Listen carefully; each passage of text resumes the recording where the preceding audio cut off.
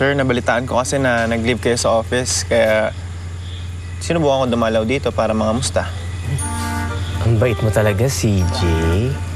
Talaga namang sinadya mo ako dito. Nag-travel ka all the way from Manila para lang gustahin ako. Eh, yun naman pala eh. Di wag na sir ang tawag mo sa akin. Bong na lang. Nakakaya naman, sir. Ano ka ba, CJ? Hindi ka na rin iba sa akin. Di ba mas komportableng isipin na hindi ako boss mo? Napantay lang tayo? Di ba mas maganda na mayroong mutual na namamagitan sa atin? Sir? Mutual? Ay, mutual na respect. Di ba? Mas maganda kasi, di ba? May respeto ka sa akin bilang kaibigan at hindi boss. Oo naman, sir. Bong. Nakakapanibago talaga, tsaka nakakailang. Pero kasanayan ko yung sarili ko. That's good. Let's drink to that. Yes!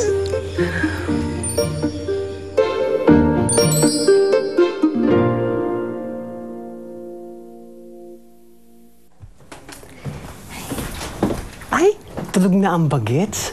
Tara, makipag-inuman na lang tayo kay CJ Pogi. Anong ginagawa niyo ditong dalawa? Eh, di ba pinalas na kayo ni Bong kanina pa? Pakialam mo ba?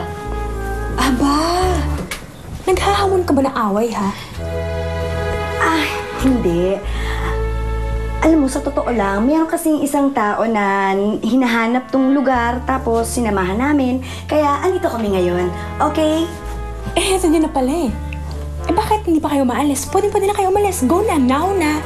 Move. Ikaw rin. Okay, ito na nga, oh. Alis na kami. Wish ko lang sana hindi ka naman masyadong tataboy dyan, di ba? Paalis na nga eh. Ata, wish ko lang sana, jacket ka naman. Tagaytay to. Lingerie. Lamiga. Hindi ka na mag-lingerie ka din. Ano ba? Kung ayaw niyo matulog, magpatulog kayo. Salamat sa pagbisita. Ay, salamat din sa inuman tsaka sa kwentuhan. Okay.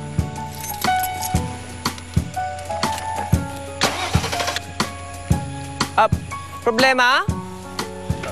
Ayaw mag-start ng kotse eh. May malapit bang talyer dito? Ay, sa highway.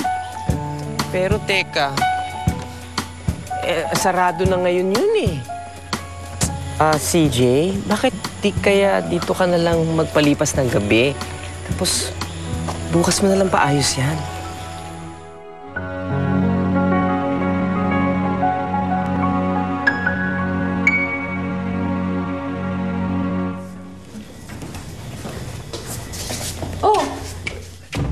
Akala ko uwi ka na. Nasira kasi yung kotse niya, kaya dito na siya magpapalipas ng gabi. Talaga? Eh di tamang-tama pala. Doon ka na naman tulog sa room ko, ha? Tapos ako naman, sa kwarto mo na lang ako, Bonghad. Ay, hindi. Doon siya matutulog sa kwarto namin. Ano? Mas gugustuhin mong kasama si CJ sa kwarto kaysa sa akin? Oo naman, no? Ang ibig sabihin, huwag mo na i-give up yung room mo.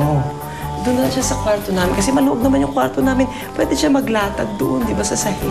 Ganon? Ay, alam niyo, okay na ako dito eh. Pwede na dito sa sala eh.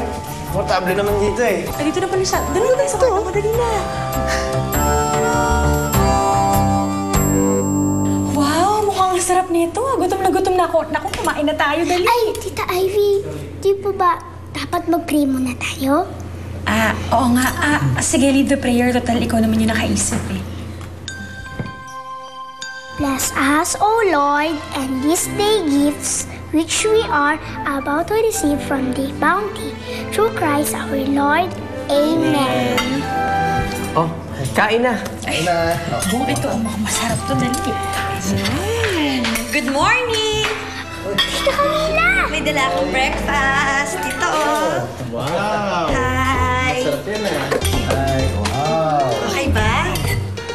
Camila, salamat ha. Oh, saluhan mo na kami. Sige. Ano, kumusta ka? Ay, naku, buong ito. Masarap ako. Eto, try mo to, ang malaki. Kumain ka madami, ha? Ito pa, oh. Sarap na ba? CJ! Ito, oh. Itlog, oh. Sarap nito. Wala. Bumok, ito, subuan din kita. Naku naman. Ano nyo siya kakainin?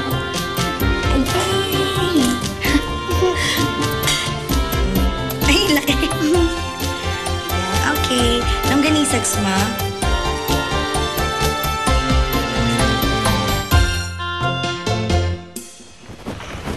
Oh, bakit ka malungkot, Winnie? Sabi ni Mang Ador sa akin dati, masama daw ang nakapangalumbaba. Malas daw yun. Eh, paano naman? Ang dami-dami ng taong dumating. Nung una, tayo lang nila Daddy Bong yung andito. Tapos ngayon kung sino-sino na yung sumusulpot. Ayaw mo ba nun? Mas masaya kapag mas madami. Daisy, mas masaya sana kung hindi nakakagulo sa goal natin. O tingnan mo, imbis na mas makilala ni Daddy Bong si Tita Camila mo, eh sumisingit ito si Tita Ivy mo. Tapos, dumating pa si Tito CJ mo. Wala na! Nagkanda gulo-gulo na! Tumalaw lang naman si Tito CJ, Winnie. Okay nga yun eh. Parang mas masaya din si Daddy. Oo nga, pero meron tayong hinahabol na oras. Daisy, hanggat hindi nahahanap ng Daddy Bong mo ang perfect mommy mo, magtutuloy-tuloy ang transformation niya. Magiging ganap siyang babae.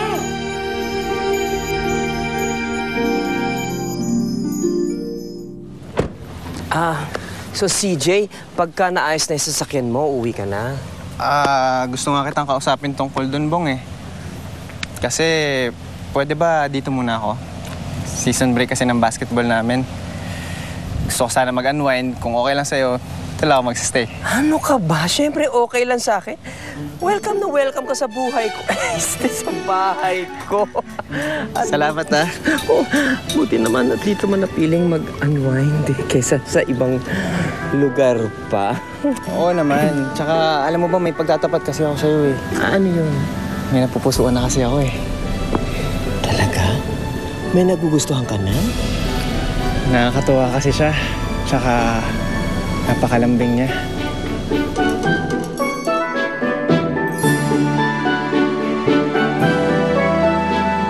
Di ba, nabanggit ko naman sa'yo na yung gusto ko dun sa isang tao, yung parang mami ko. Yung caring, mabait, tsaka malambing. Doon kasi talaga ako mabilis mahulog, eh. Alam mo, Bong, I really think I found the one.